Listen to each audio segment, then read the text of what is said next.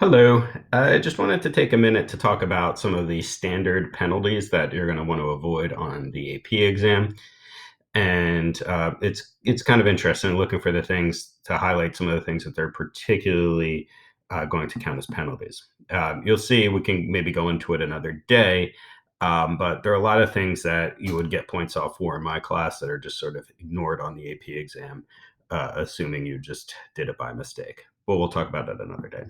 Some of the things you absolutely want to get right is it's important that you differentiate between your array and array list. That's what this means. The collection is referring in this case to the array list, which uses, of course, the get.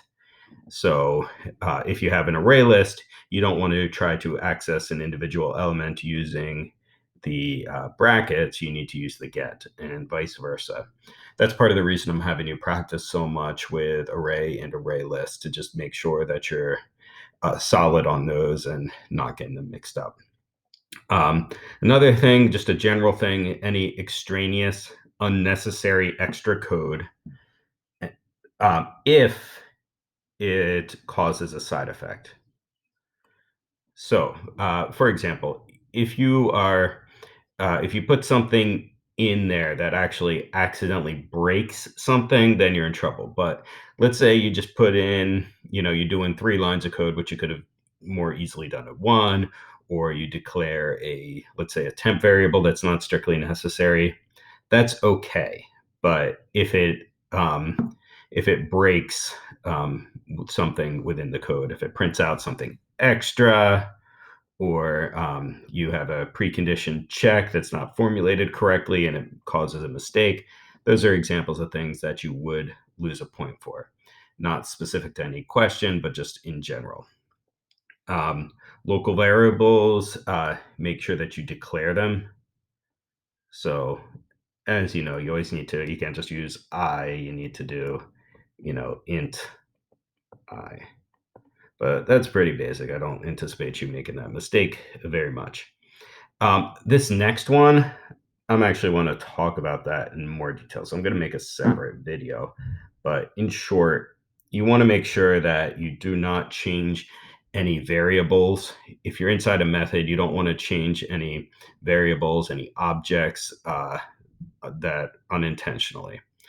And I'll get into more what that might look like, some kind of examples of exactly how that might occur. But of course, the general principle is just be careful, only change what you're very specifically asked to change. And the last thing is if you have a void method or a constructor, constructors are just basically a special type of void method if you had a return. So, for example, if you had some kind of a print method and it was just supposed to print something, but then you returned a string.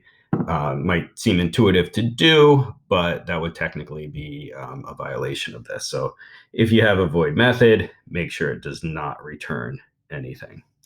So those are just some of the big things to look out for.